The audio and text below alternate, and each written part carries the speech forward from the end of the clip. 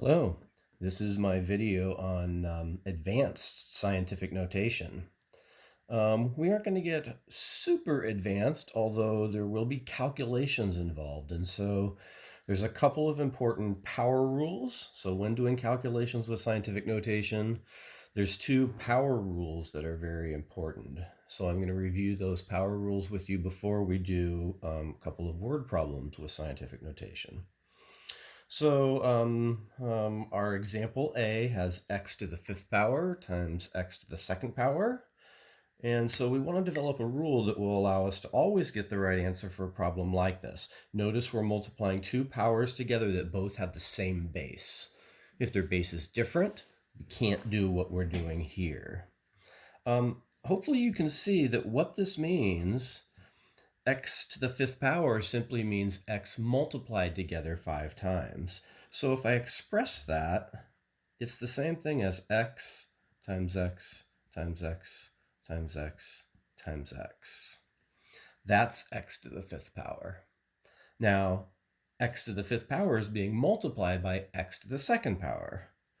So here is our x to the fifth, and our x to the second is going to come after it. 2 more x's. So that's our x to the second power. And so when we write this expression in expanded form, we write it out in expanded form, how many x's are actually being multiplied together? Well, hopefully you can see that there are 7 x's being multiplied together. So hence the answer to this question should be x to the 7th power. So very soon we'll be quizzing you on fancy things like this. We might put an A here and a B here, but for the assignment that we're doing now, you need to remember if you're multiplying powers with the same base, you're going to be adding their exponents together. So it's no coincidence that this is a 7 because 5 plus 2 gives you 7. Now keep in mind this is not an addition problem. We are actually multiplying, but the power rule says that you should add the powers together if we're multiplying powers that have the same base. Okay, now we're changing things up a little bit. We're going to do x to the fifth divided by x to the second. So here we are not multiplying, here we're dividing. So using a similar technique that I did before, I'm going to write this in expanded form so that I can see what's the logic of the problem. We have a big division, and x to the fifth is now on top of a big fraction. So I'm going to rewrite this as x times x times x times x times x. So there's my x to the fifth power. And now on the bottom we have x to the second power, which is just x times x. And so now if you remember your rules of fractions from back in grammar school, you can see that here we have an x and here an x on top and bottom. They're both factors. And so since those factors are the same, they can simply cancel out. And then we can do this one more time with these two x's. And so the only factor remaining on the bottom of this fraction is a 1. So hopefully we can see now that this is x times x times x, which is x to the third over 1. And that's simply equal to x to the third. So there we go. Hopefully we can see now when we are dividing exponents, we actually subtract the powers. Okay, now let's start our examples with scientific notation. Number 1. You know what? Let's do this one first. Number 1. Okay. Perform the following calculations using scientific notation. So notice no word problem for A and B. And then for example C, we will tackle a fancy problem. Okay, so on problem 1, can you see that we have a small number being multiplied by a gigantic number? This number is tiny. I can tell that because of the negative power, right? So hopefully we can see that to simplify this problem here, 2 and 4, I'm going to put right next door to each other. 2 times 4. They're regular decimal numbers, right? This part of the number, that's where the powers are coming into play. So now we have times 10 to the negative fourth times 10 to the ninth. Okay, so now we're doing this problem in 2 steps. I want to be very careful. The 2 times 4, that's the first part of our answer. 2 times 4 is 8. And now we're going to multiply these powers of 10 together. This is 8 times, and I could have used a dot to show multiplication, but the problem used x's, the multiplication symbol like from grammar school, so I'm going to be consistent here. 8 times 10 to the, and now I'm deciding my exponent. My exponent is the sum of these two numbers. Negative 4 plus 9 is the same thing as 9 minus 4, so that gives me a power of 5. So this is a big answer. 8 times 10 to the 5th is 8 multiplied by the number 1 followed by 5 zeros. I think that's 100,000. So this answer is 800,000, very close to a million. Okay, problem B. Here we're taking a tiny number and we're multiplying it by a really, really, really tiny number. So the answer has to be a really, really tiny number. In other words, we're taking a fraction of something that's already very small. So basically, I feel like I'm taking a grain of sand, and now I'm taking a minuscule portion of that grain of sand. So we're looking at something maybe on a molecular level, something really, really small here. It's very technical, and these are the types of calculations you're going to be doing in science. So that's part of the reason we're reviewing scientific notation, is to make sure you're prepared for your science classes. And honestly, that's one of the main purposes of mathematics, is to support your ability to learn outside of the math classroom in a way that's very useful for you. So anyway, let's tackle the problem at hand. Here we go. I'm going to reorder the numbers like I did in the problem before. So I'm going to put the 9 and the 8 together. They're going to get multiplied together. Those are those regular decimal numbers. And now I'm going to put my powers of 10 together. That's 10 to the negative third. And this is 10 to the negative 6. So there's my step 1. Now let's start using our multiplication rules. 9 times 8 is 72. And here I have times 10 to the, and I have to add negative 3 and negative 6. Negative 3 plus negative 6 is negative 9. So this is a very, very, very small number indeed. But hopefully you can remember that this looks like scientific notation, but actually isn't. And the reason is this number in front isn't between 1 and 10, is it? So we have one more calculation to do on this one to make it in scientific notation. Hopefully you can remember from our last assignment, our first assignment on scientific notation, adjusting these numbers to get them to be in scientific notation. Let's see, 72. 72 is the number 7.2 times 10 to the first power. Notice if I move the decimal point one place to the right, I get 72. So this is the same thing as 72. And now I'm going to write down the 10 to the negative ninth that we already had. And so now combining these together, we have 7.2 times 10 to the, and now I have to add 1 and negative 9. Negative 9 plus 1, or 1 plus negative 9, is negative 8. Negative 8. So this is 7.2 times 10 to the negative 8th power. That number is really, really small because notice the decimal point would have to move 8 places to the left to give us the decimal number that's the number. Okay. Let's assume that there are 400 billion stars in a galaxy and that there are approximately 200 billion galaxies in the universe. These numbers obviously aren't exact. They're adjusting every few years. The number of galaxies isn't known precisely. So these numbers, of course, aren't precise. The number of stars per galaxy varies a lot.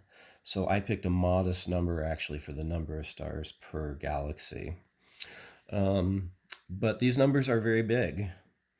And hopefully you can see that this is this example, how many stars are in the universe, involves multiplication.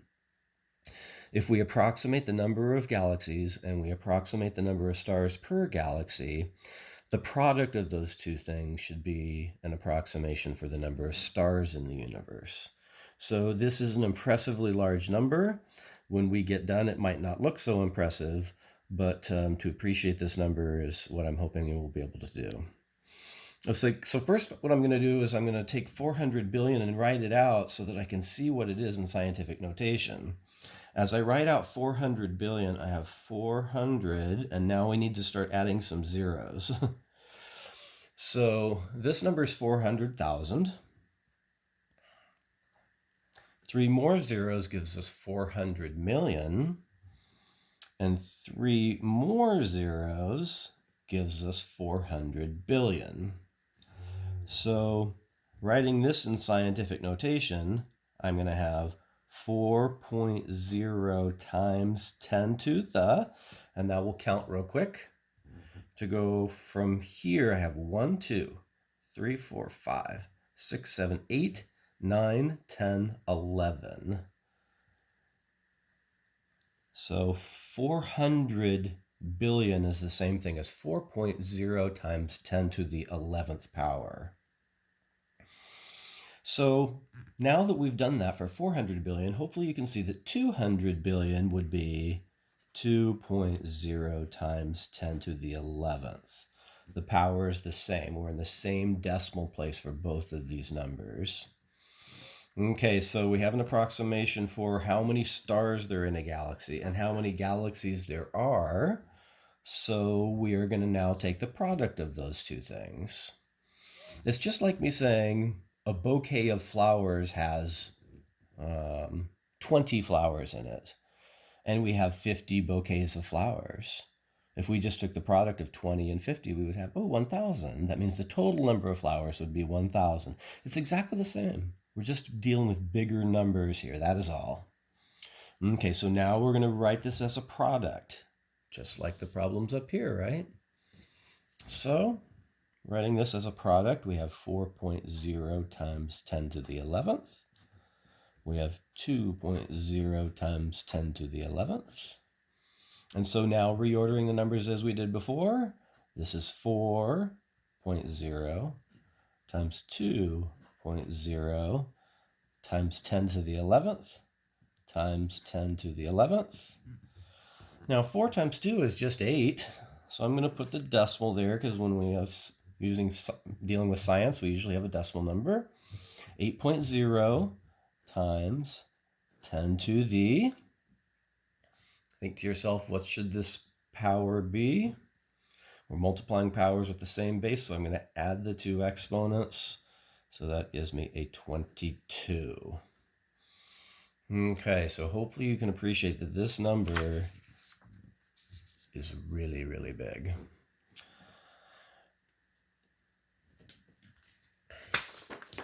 Last examples. You might need to divide.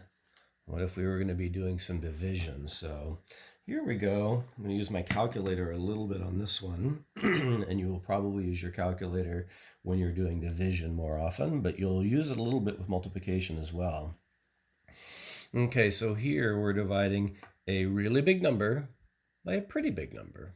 So we're not just sure how big it's going to be yet, but could be big, could be small, just depends on how much bigger the top number is than the bottom number. 6 divided by 8 is 3/4, and so if you divide that on your calculator, you get 0.75 times, and now 10 to the 5th divided by 10 to the 2nd is 10 to the, and if you remember the power rules that we did a moment ago, we subtract the powers here, so this gives me 10 to the 3rd power. So my first response is very quick. Nothing too difficult here, but hopefully you can see that 0.75 is not between 1 and 10. So we need to do this little adjustment and get us back into scientific notation again. So I'm going to rewrite 0.75 as 7.5 times 10 to the -1 power. Notice the decimal point has to move one place to the left to give us this small number, right? And then we still have our times 10 to the 3rd power. So now we're ready for our final answer. 7.5 times 10 to the, and now we're multiplying powers with the same base, so we add their exponents. So there we go. 7.5 times 10 to the second.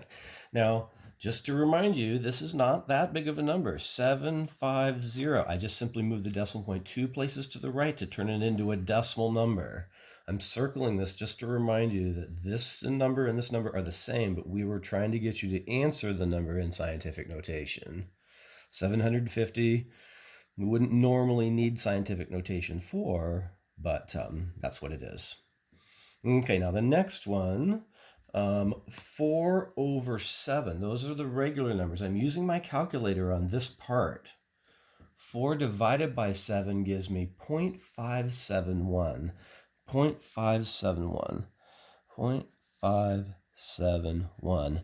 The decimals do continue across the page. I'm just going to choose to round to 3 places here. I think that's an appropriate number of decimals. Okay, and now this is a tricky part. We have times 10, and I have to take 6, and I have to subtract this number. So this is 6 minus, but it's not 6 minus 4, it's 6 minus negative 4. It's really, really easy to mess up here. So I'm getting 0.571 times 10 to the, and do you guys remember what 6 minus a negative number means? 6 minus negative 4 is the same thing as 6 plus 4, and 6 plus 4 is 10. We are getting such a large power because we're taking a big number and we're dividing by a tiny, tiny, tiny number. When you divide by tiny numbers, you get gigantic results. Okay, is this good? Is this our final answer? Well, that number's not between 1 and 10, so we've got to do the little adjustment like we did before. So very similar to what we just did. This is the same thing as 5.71 times 10 to the negative 1 times 10 to the 10th, which is 5.71 times 10 to the negative 1 plus 10 is 9. So there we go, 5.71 times 10 to the 9th power. Huge number. Okay, last example, and then we will wrap it up. Once again, we want some application here, and so I looked up what the mass of the sun is, and I looked up what the mass of the moon is, and I decided, well, let's see how many times more massive the sun is than the moon. When my boys were younger, weighing 50 pounds, I used the example of Mr. Ray's mass is, well, my weight is 200 pounds, my son's weight's 50 pounds, 200 divided by 50 gives us 4, right? So that means my weight, which is almost the same thing as mass, is 4 times greater than their weight. So hopefully you can see that if we're trying to get this calculation done, it is a division problem, just like what we were doing above. So the mass of the sun is obviously much bigger, so it's going on top. 2 times 10 to the 30th power. The sun is absolutely massive. Okay, the moon's pretty big too, but nowhere near as big. Because notice the difference in the power of 10, right? The difference in the power of 10, it looks like, oh, they're only 8 apart. But it's not that they're 8 apart, it's 10 to the 8th power apart, which is really meaningful. So let's do the problem just like we did. 2 divided by 8 is 1/4, which is 0.25. And 10 to the 30th divided by 10 to the 22nd is 10 to the 8th power. 30 minus 22 is 8. So to adjust this to scientific notation, this number is not between 1 and 10. It's 2.5 times 10 to the negative 1. The 10 to the 8th is still there. So to adjust this number into scientific notation, I have 2.5 times 10 to the negative 1 plus 8. Combining our powers of 10 together gives us a 7. So let's just write this in decimal form so you can see indeed how many times more massive the sun is than the moon. 2 5. And now I need to add some zeros. How many zeros do I need to add? Well, the power is 7, which means the decimal point has to move 7 places to the right. So that means I need to add six zeros. 1, 2, 3. 1, 2, 3. Let's add some commas. So wow, the moon is a lot smaller than the sun. The sun is 25 million times as massive. All right, hopefully this makes some calculations easier on your assignment number 2 with scientific notation.